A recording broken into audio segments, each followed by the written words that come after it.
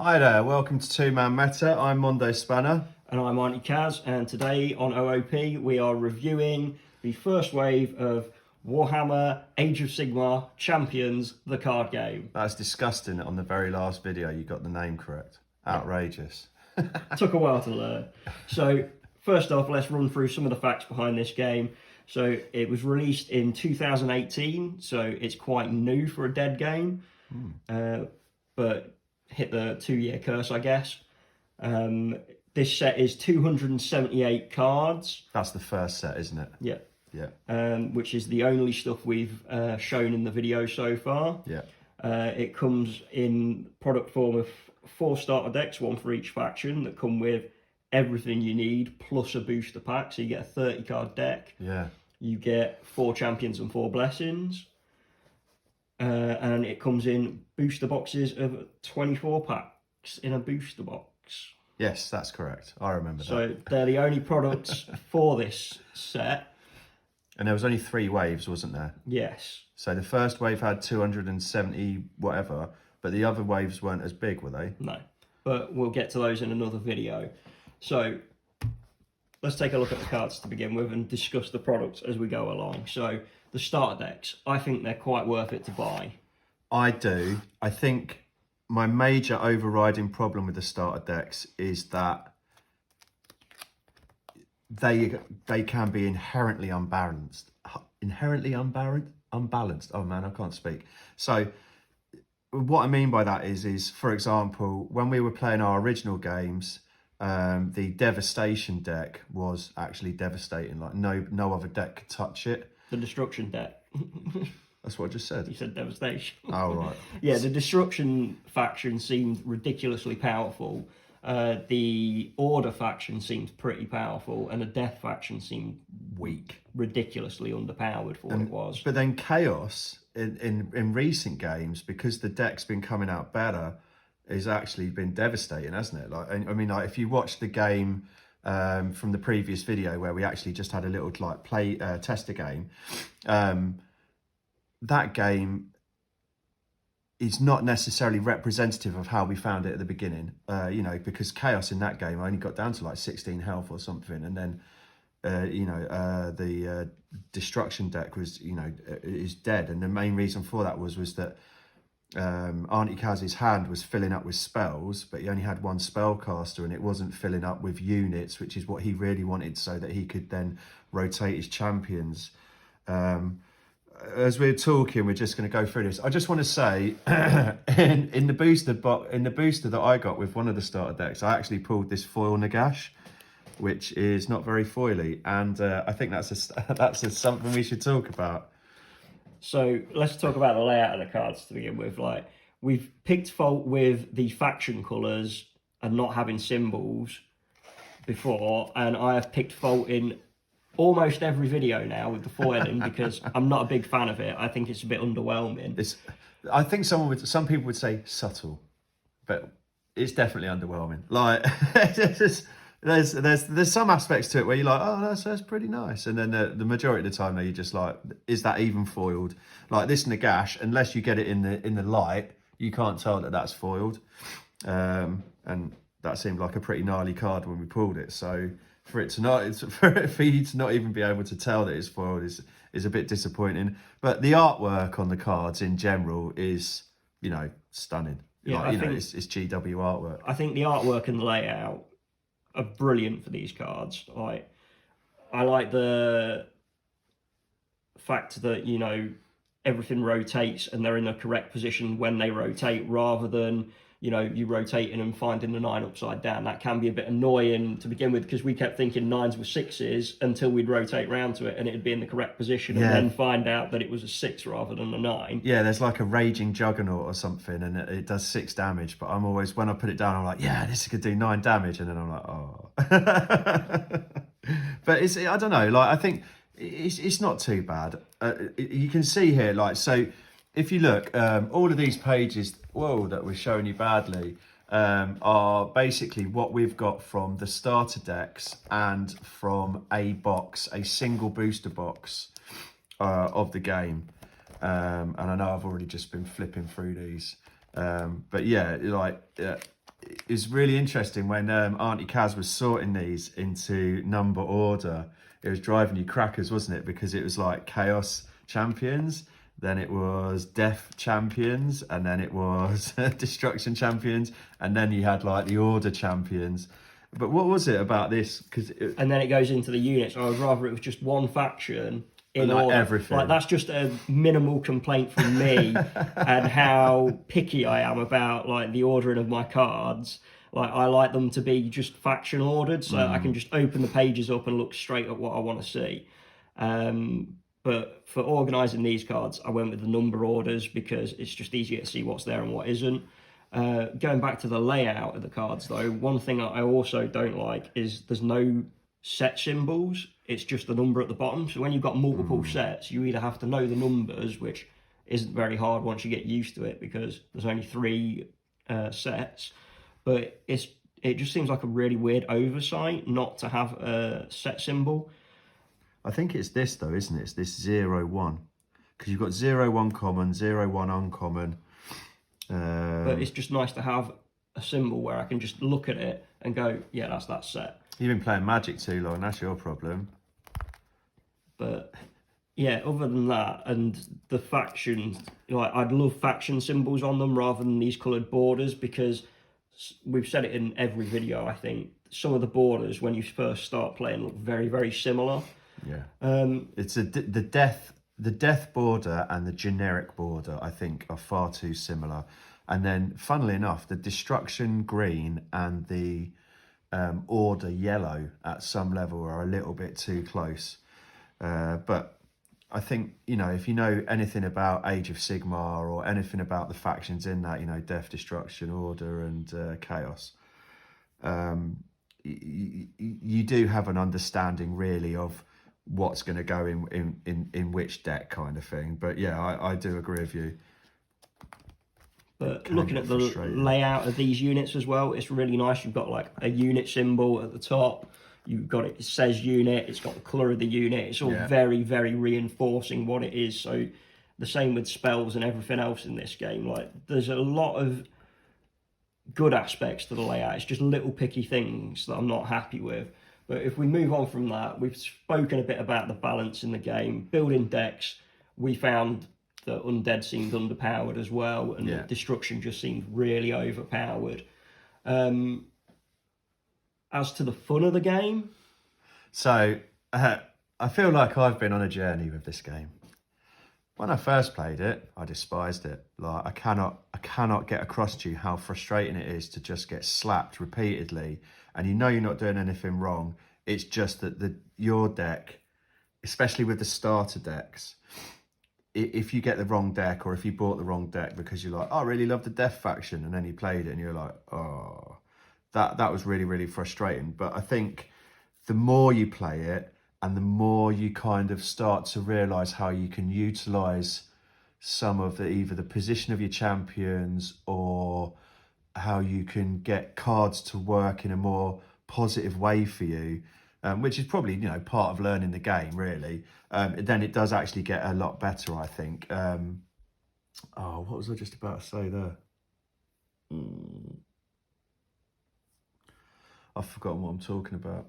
So we're going on about how fun the game is to play and how you've been on a journey with it. Oh, yeah. So, yeah, I absolutely hated it. But at the minute, I'm really enjoying it. And I'm looking forward to actually creating decks where I've built the synergies in, as opposed to decks where I'm kind of just almost like riding somebody else's synergies, like, and so therefore I don't know them as intricately as I would if I'd have put the deck together.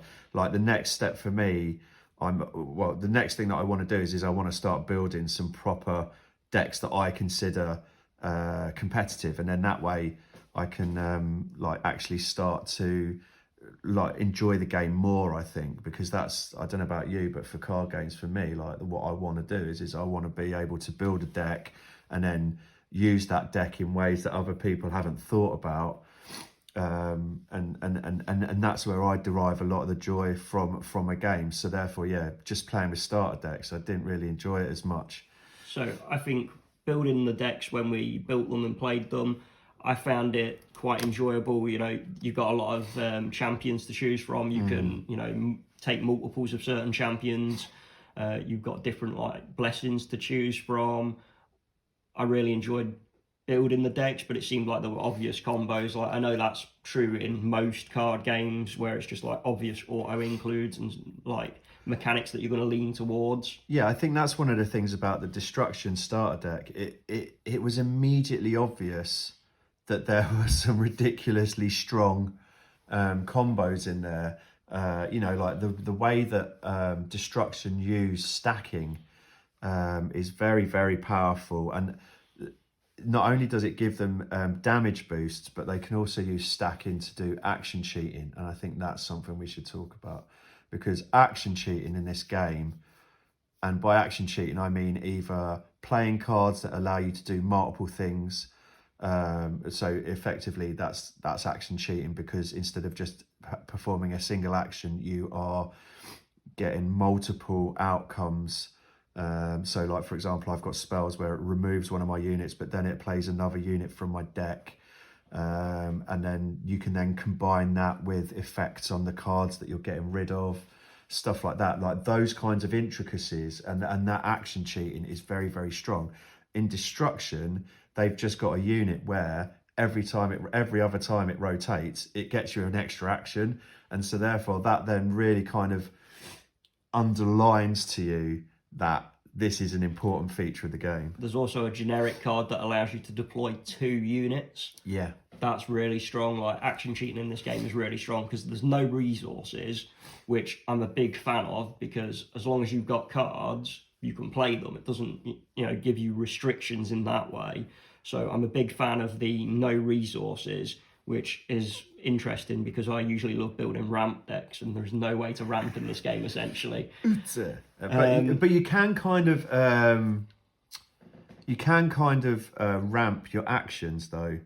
I think it's more ramp the damage, and that's why I enjoy Destruction so much, because I can ramp out units essentially by stacking, which is just so powerful.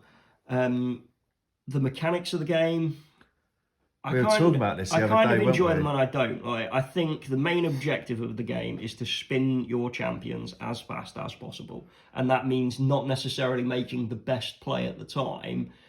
Because with that specific champion. To begin with, when we first started playing the starter decks, I realised that I was just trying to spin as fast as possible, and that gave me a lot of early wins because you were playing for effect and I was playing for spinning. But then once you've got them spun and those blessings start popping, like if you can pop 3 blessings in a game, you're laughing. If you can get, also as well, like if you build your deck with 4 blessings that are all going to do work, because obviously with the starter decks, you're kind of like confined to the 4 blessings that they give you. And so therefore then, because you've put them down randomly, it's a 1 in 4, it's a 1 in 16 chance almost, isn't it? Because you've got to rotate the dude 4 times, and then it's a 1 in 4 chance that you hit the blessing that actually does like loads of damage or has the effect that you want. Whereas if you're building your own deck, you're building your own blessings. And so therefore, as long as you're not repeating your blessings, you can then get some really you can, instead of having like 1 amazing effect and 3 smaller effects, you've got, 4 amazing effects that it doesn't matter which one comes out, it's going to have a positive impact on the game. Whereas sometimes with the starter decks, it didn't necessarily feel like that. So with regards to that, how competitive do you think this game is? Do you think it's like a really good game for competitive play or not? I think you could make it super competitive. I think if you play super competitively, there are certain factions that are just going to dominate this game. But I think Destruction and Order are going to absolutely dominate in competitive play. Like, I'd be really interested for people to drop in the comments if they played back in the day. Yeah, I'd be interested. What the tournament scenes were like and how prominent Destruction decks were. Yeah. You say that though, but like I saw a card earlier on here for Death where when we were originally looking at the cards, I just totally ignored it. But then on this, it was like, oh, you get to do 2 of the abilities off of units that you've got down, and you get to draw a unit from your graveyard. It's like, well, that's actually fairly strong, because that effectively gets you like a double attack off of 2 of your units in a turn. So I think because I tried to build a death deck, and at the time I wasn't enjoying the game, and I wasn't in any way, shape, or form good at the game. So I think I would, I don't know how to explain it. Yeah, I think like I've forgotten what I'm saying actually. Well, I've got one.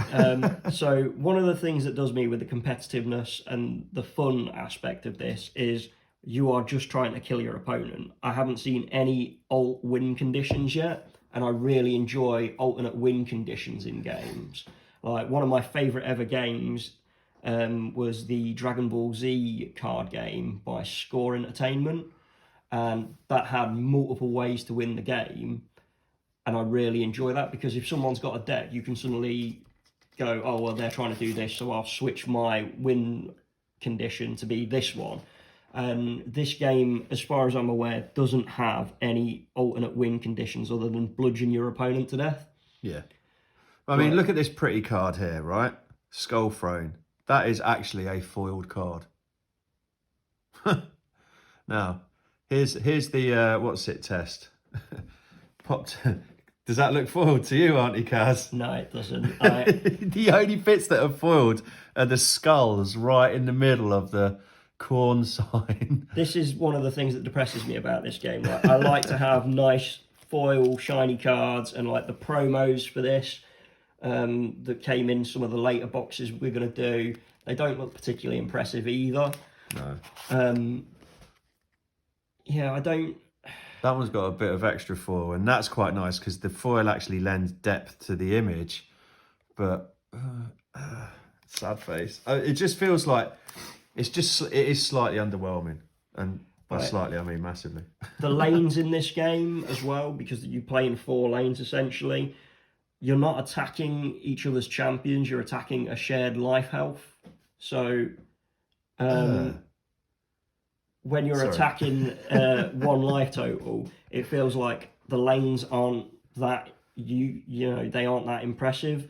Obviously, there's a lot of cards that refer to the lanes and stuff, and it's really important. But it feels like it's more for like reducing damage. Like you don't attack each other's units. It's nice that the damage just is dealt. There's obviously ways to reduce it, like the Mystic Shields and stuff like that we've seen in some of the original videos.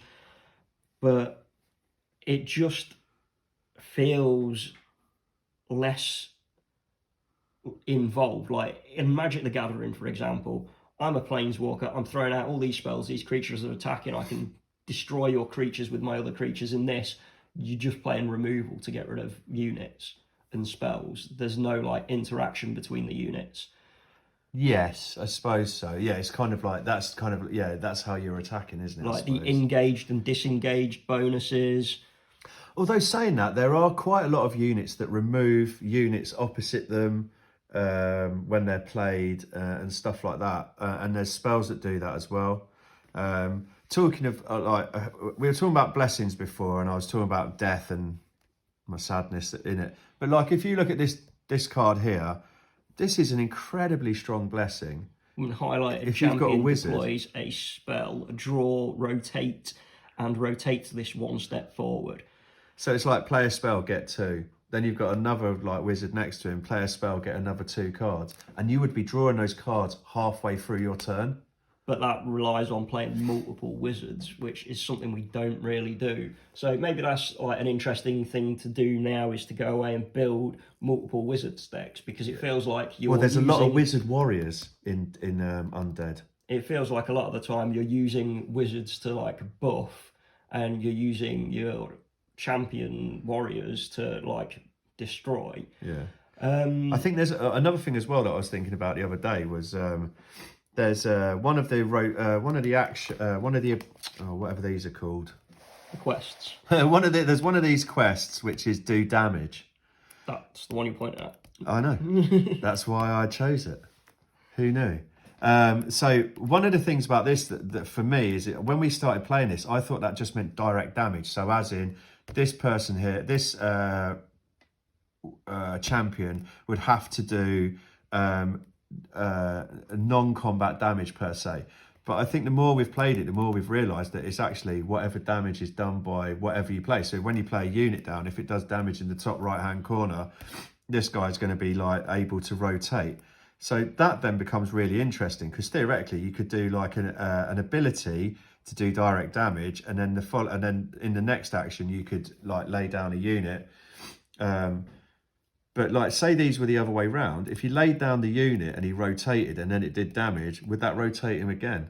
As far as we can tell in the rules, like finding an FAQ for this is really difficult. And if anyone can find one, I would love them to link it in the comments below. Yeah, please. Because it's just so hard to find stuff on this game, which is really weird considering how close it is to its release and death. Yeah, because you do want to feel like you're playing. You do want to feel like you're playing the game properly, you know. So the skin of the game. Is that like what they look like? No, it's the theme that's put on the game. So I'm not a massive fan of the skin on this game. Like if it was Warhammer Fantasy Battle, like sign me up. Yeah, but the thing all is, day, every day. Yeah, but this was released, wasn't it, to coincide with the release of AOS at some level. So yeah, and so therefore, I'm not you know, a big like fan Old Hammer didn't even exist back then. I'm not a big fan of Age of Sigmar. We've probably whinged about it in at least one video, and I think this game could have any theme on it, any skin. I don't think it'd matter what you put on it. That's true. I mean, you could just replace all of these with 40k, couldn't you? Yeah. And there'd be no drama. All you do is change the artwork, change the names, and away you go. Yeah, I see what you're saying there. So, like, I don't think the skin lends anything to this game, but I also don't think it detracts anything from this game. Like, the mechanics stand on their own. As for the mechanics, I like spinning the champions to pop the blessings, but it also feels like sometimes you want to make better plays than you do, and you make subpar plays just to get those rotations in. But then I think, playing. Yeah, and I think that's also counterbalanced by the fact that you can do like action cheating, drawing card cheating. So yeah, I think there are synergies where it's specific, and you're like, oh, I know I'm going to do this, and I'm going to play these cards in this order, and away we go.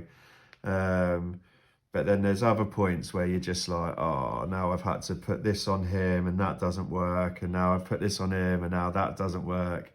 And then I think that really like lends into the frustration of the game. But then I'm hoping that that'll be mitigated when we start building our decks. So going to learning the game, I think it's a steep learning curve. I think it was easy to learn in certain aspects, but then very difficult to find anything in, because the rules are just printed on a sheet that comes in the starter deck. There's no like proper rule book that, you know, it just folds out and it's essentially the size of a playmat. Yeah, it is double-sided, I think, but there's so much missing from there. Like, it's very difficult. Yeah, like the keywords, some of the keywords, I think, like, and there's some of the abilities like last stand ability. Is that like we've had that before, where it's like, is that affected by Mystic Shield, which is another card, and so therefore, because I felt like that was like an over-the-top damage. So, theoretically, it could still be reduced by that. And that's why absolutely hanging out for an FAQ.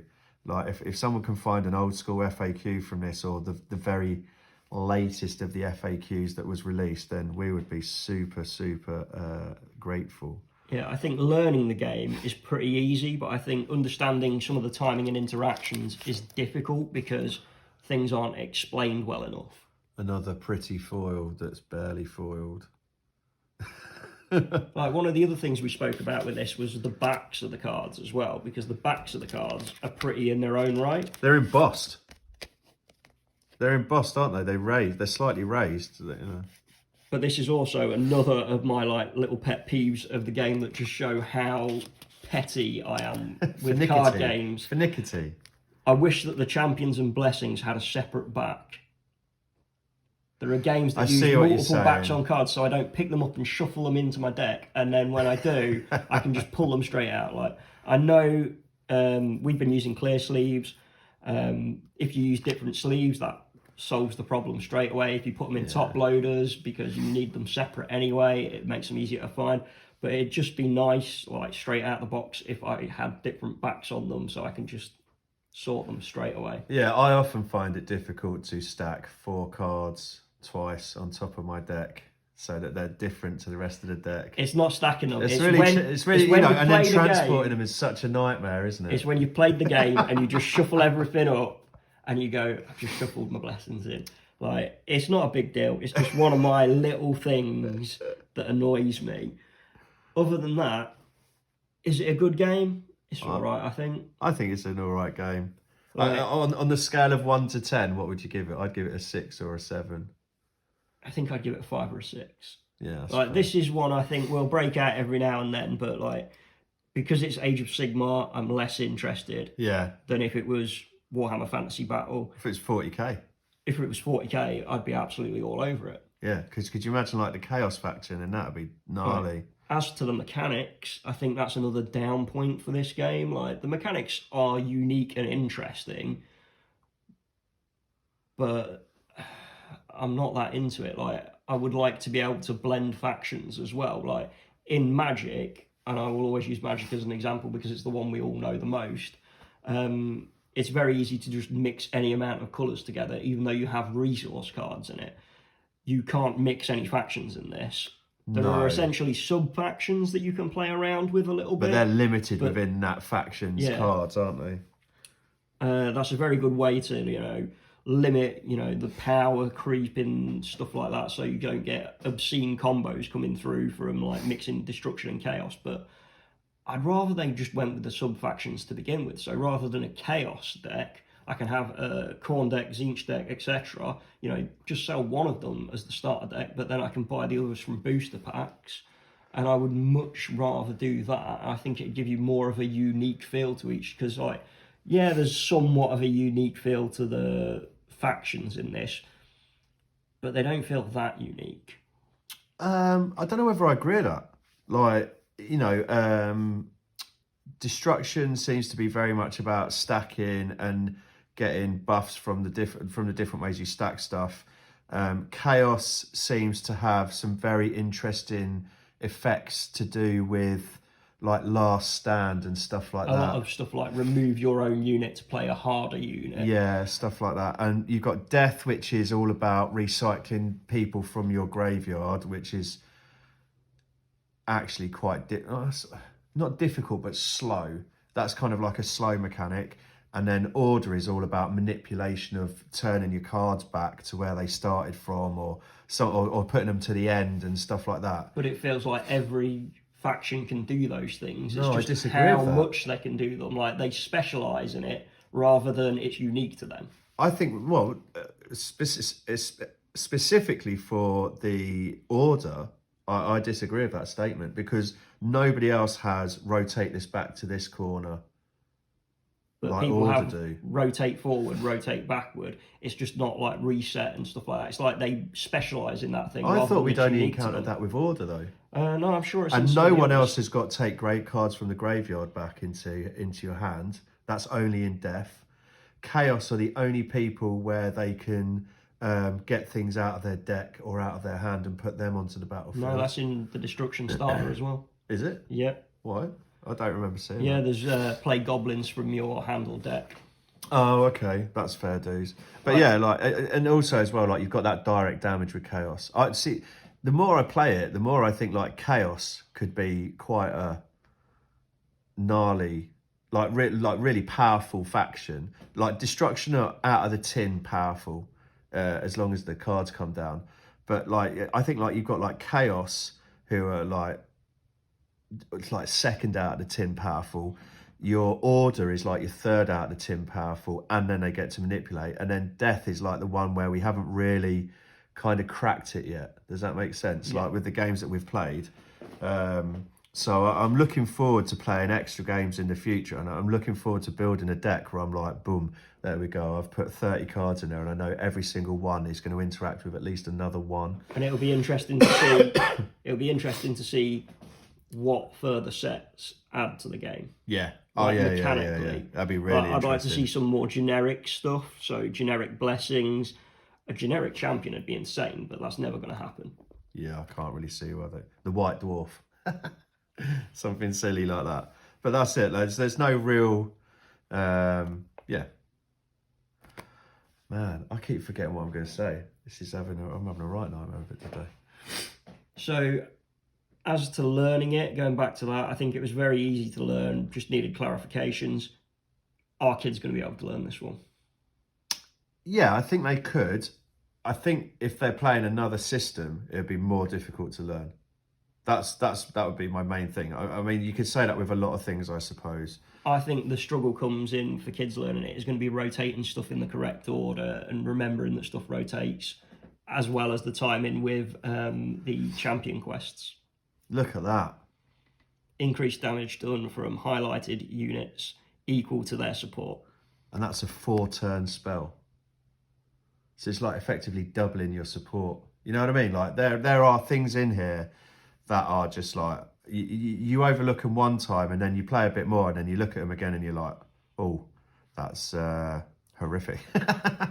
Pointing at that card as well. So I probably already said it, I really like the little Tetris blocks, as I call them, showing you specifically where everything affects. It makes it very, very clear.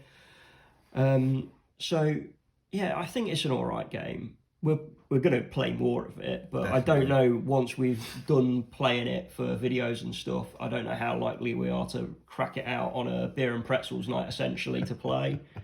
On a scale of Keyforge to Blood Bowl, I would say it's slightly above Keyforge and below Blood Bowl. I think I'd be more likely to play Keyforge than this, because really? I can just grab a deck of Keyforge and it's good to go. Like, if I have to mess around building decks for this, like once we've got decks that we like to play for each faction, you know, it might be a beer and pretzel game night. Yeah. But I don't see this being one that I lean into that heavily. Like, there are other card games that I would much rather break out than this. I think it depends on wave 2 and 3 and then the decks that we build with that, because I think we'll be able to build some absolutely horrific decks. Right, the last thing I think to talk about with this as well is, as you can see, we got a lot of cards. Like, it's a really big set. Quite a lot of gaps, though. It's a really big set, though, for 278 cards. You know, I think we got a lot from one booster box. Yeah.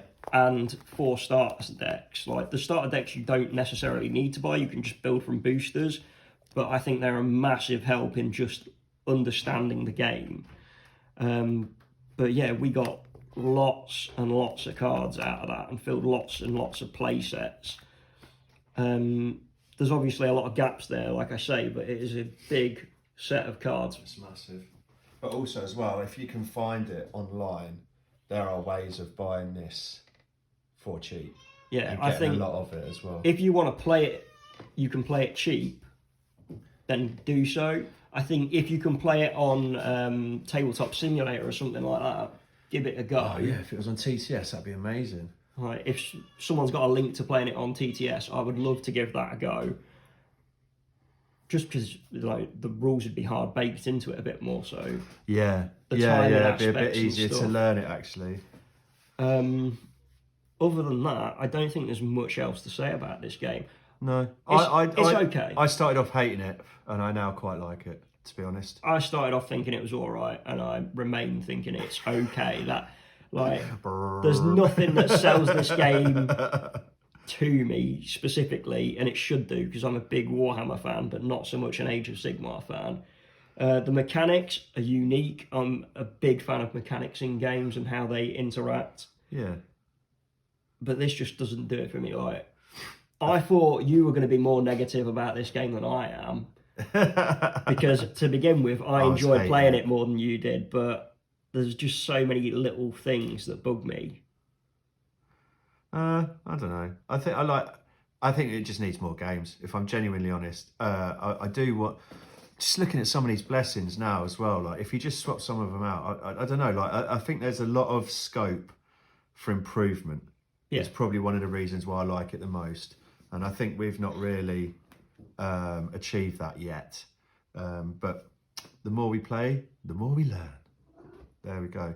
Right, well, thank you very much for joining us this afternoon, or today, or this morning, or whenever it is you're watching this. We're going to go now because my cat's trying to eat the microphone. I think the last thing to say, though... Oh, you've got something else to say. If you want to see some more of this, leave some comments. Oh yeah, fair. And we will crack open the next 2 sets, and we might even just film some games to play and some deck builds. Like, just let us know in the comments if you want to see that, and we'll get on that. Yeah, definitely, and we'll try and get a proper two-player map where we're not playing on separate mats or something. But yeah, I'd look forward to it. I think I do want to play some more games of this,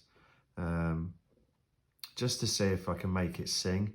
I think there's always a challenge, isn't there, to any kind of like card game where it's, can I make this game sing? Can I make my deck sing? And that's what I really want to try and do. So yeah, so once again, thank you for joining us. We'll leave you on a page of quite a few cards as opposed to not very many. And we'll try and stop the cat from eating this microphone. Right, cheers, see ya. If you enjoyed this episode of Two Man Meta, don't forget to like and subscribe to stay up to date as we release multiple episodes each week. If you would like to help support the channel, check out the links in the description below, as well as links to our social media pages. Thank you for watching. See you next episode.